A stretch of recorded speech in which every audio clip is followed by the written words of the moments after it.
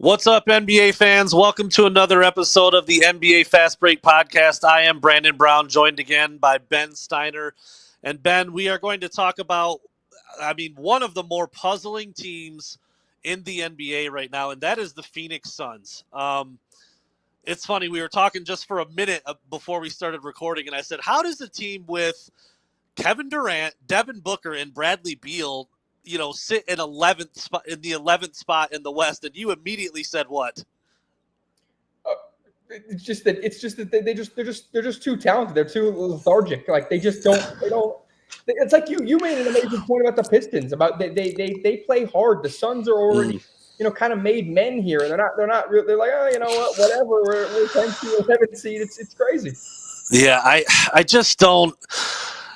We talked about a couple different things. First of all, wherever you fall on the Bradley Beal thing, I think depending on where he's at, it wouldn't be a great team at this point of his career, but he could be option number one. He's clearly not option number one in Phoenix. That's probably 1A, 1B, Devin Booker, Kevin But he Durant. could be option number one on a bad team. For sure. He's never proven to be a good option on a good team. For sure. So if he's your third option, and you've got 1 and 2 being Devin Booker and Kevin Durant, who can get you a 40 or a 50 ball on almost any night, maybe. We'll talk about Kevin Durant and his scoring in just a minute, but I just don't understand how they don't just walk through and get more wins than they're currently, like I said, in the 11th spot in the West, 4 games under 500 at 29 and 33.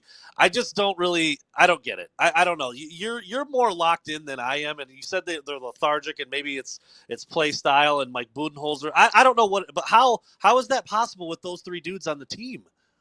I think that so if you broke down the 3 stars, right? Booker has always been a guy that, if you look at the history of the Suns, he's good when he's inserted into an already good team.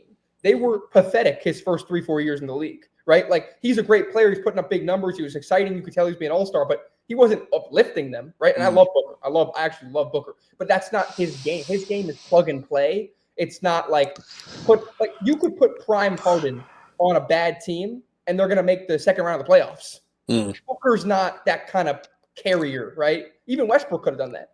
Okay, then you go to KD. KD, I think, is at this point of his career where he's also plug and play. I don't think he can uplift anymore, right? Like, if you go down to his playoff history, they swept in the playoffs last year, swept in the playoffs in 2021. He doesn't have a very good track record the last 4 years. And then lastly, I think, Beal, like we just talked about, I don't think that he's ever been more than a third option on a good team. And a good team. So that's kind of where we're at. With their 3 stars, and then you got Grayson Allen, who's good. You got Tyus Jones, who's good. But their biggest mistake was getting rid of Chris Paul. Yeah, that's interesting. Because you're right. Booker and KD can go get you a bucket literally whenever you need it, but they're not driving the boat. They're not facilitating as much. They're not big double-digit assist guys. It's funny. It's funny you talk about like a guy like James Harden or a guy like Russell Westbrook would be the kind of uplifters you would need on a team like that. In their prime, they could take a team to the second round. I always just say this: they couldn't take a team past the second round. But they could take a bad team. You could put prime Russell Westbrook on the Charlotte Bobcats, and they would make playoffs. Yeah. No, that's really interesting. And let's talk a little bit about the coaching situation there.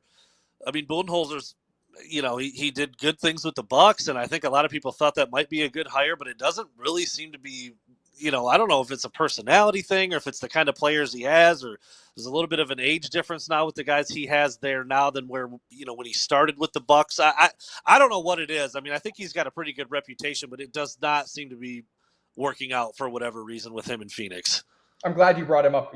I was wrong. I really thought that was a good hire. After their, joke last, they got swept in the first round. Like, I thought Budenholzer was a really good hire because he put that Hawks team in 2016 Eastern Conference Finals. He took that Bucks team. Obviously they had Giannis, but I'm just saying is they were always they were dominant. Like, I think they in 2021 or 2019, something about 4, 5, 6 years ago, they were breaking records of covering the spread even. I just remember the crazy stats about they were just dominant. They couldn't always get it done, but they were just a really good basketball team. This you're making a great. I'm glad you brought it up because you look at the Suns team. They show no shades of those Hawks or Bucks teams. None. Yeah, if you watch the Suns, you listen to the broadcast team, it doesn't seem to matter which game or who they're playing.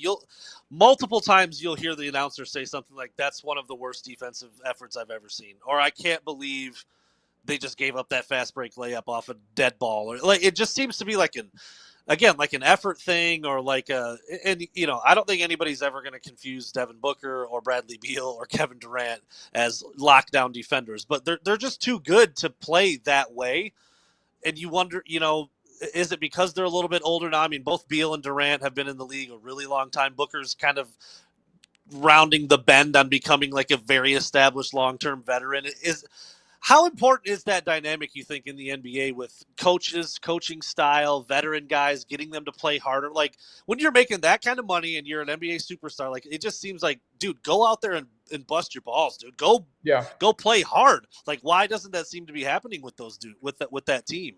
I think before we got on, you made a great point about the Pistons don't really know the whole NBA yet. Yeah, they're too young. I think the Suns are and I think that's a better way to be, obviously. Mm-hmm. But I think that the Suns are almost too much into that, right? KD was going to get traded.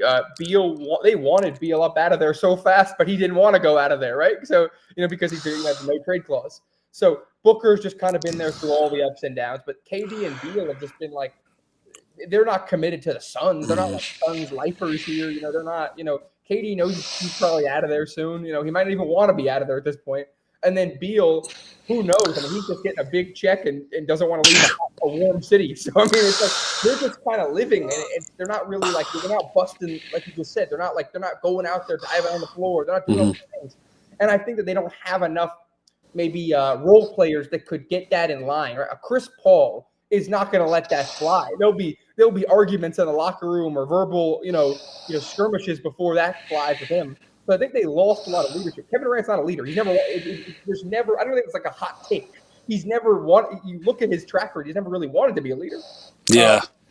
And so I don't think that there's a true leader there. Right? Booker's a plug-and play, like we talked about already. Beal is not a leader, so they don't really have that guy. It's kind of cliche, but it's true about having that veteran. That Udonis Haslem wouldn't let a lot of this stuff fly. Like, you know what I mean? Like a guy that's been there and is respected, and you can't cross the line of, right? Like, and so I think that they're gonna have a coach like that, right? Like they don't new. Who's not even blaming him. He's new. If they had Eric Spoelstra there, well, then there's some real order there. So I just think that they're such a cluster. Yeah. So kind of a weird dynamic. Tons of talent. Maybe no leadership. Maybe different. Just don't have that, a dog on the team, a glue guy, like whatever it is they're missing. All that being said, they're just one position out of the play-in. They do have those three guys who can score a ton of points on any given night. What does it look like for them for the rest of the season? And if they get into the playoffs, are they scary? I think so. My gut here tells me something, and my head here tells me something else. I think that I want to say that they have the talent to make a run, but my gut tells me it's like one of those like, how like if the Yankees are playing or the Celtics are playing, it's like they always get they're expected to do more than they're supposed to, right? Like because of their name, the Lakers, LeBron, right? I think the Suns are that category right now where if the talent is speaking too loud for what they actually are. I'm going to make the prediction that they will get into the play-in tournament. I think they'll get to the 10th seed. I think the Mavs or Kings could fall out.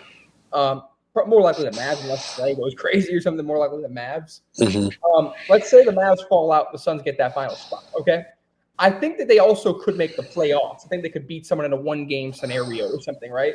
But I think they are going to be just torn apart by a Thunder team or something like that, a Lakers team in the first round of the playoffs. Yeah, that probably does make the most sense. It's interesting. Right ahead of them, you just mentioned a couple of the teams, but 8, 9, and 10 currently, Kings, Clippers, Mavs. Mavs are on a downward trend. Kyrie's out for the season. We don't know what's going to happen with AD. Clippers could always fall out too. Kawhi Leonard could be done for the year today. I mean, that seems to happen way too often. And the Kings have a different team than they had for the first half of the season too. So 8, 9, and 10 in the West are really up for grabs. And the Suns, like you said, they could get hot. You never know. We'll see what happens if they get into the play-in. What happens with them there. And then finally, before we shut down this Suns conversation, is this the last year of this trio? Do you think it's going to get blown up? Listen, I've heard a little whisper that Devin Booker might be a future Piston. I just want to throw that out there. Michigan, yeah, Michigan guy, and he's always repping Detroit, and he would be a great 1-2 punch with Cade Cunningham. So anyway, that's for another day. But The Suns. Is this the last time they look like this? Yeah, I think KD's. I think they got to move on from KD. I don't know what they're going to get for him at this point, but I think they got to move on from KD. Beal's got that no trade clause, so I don't know. Yeah. What you do with him. I don't know what you do with him. But I think that they've got to do something because it's going to get to a point where a lot of teams you say maybe, hey, keep him in place, keep the continuity, all that, right? But I don't think this is the team for that. I think it's KD's. If KD was 31, I'd say let's just see this thing out for another 3 years. But KD's 36, 37. You got to just get what you can get back. You give so much to get him. You got to get something back at this point. If all you're going to get is a second-round playoff appearance, you got to get a few first-round picks or something back. There you go. Phoenix Suns, man, the enigma of the NBA. Trying to figure them out is tough. They when they play hard, they can probably beat a lot of people. They don't do it very often. That's why they're sitting in the 11th spot in the West. He's Ben Stinar. I am Brandon Brown. Check out all of Ben's work over at NBA Fast Break on SI, and we will be back to talk more NBA news next week. Thanks for listening, everybody.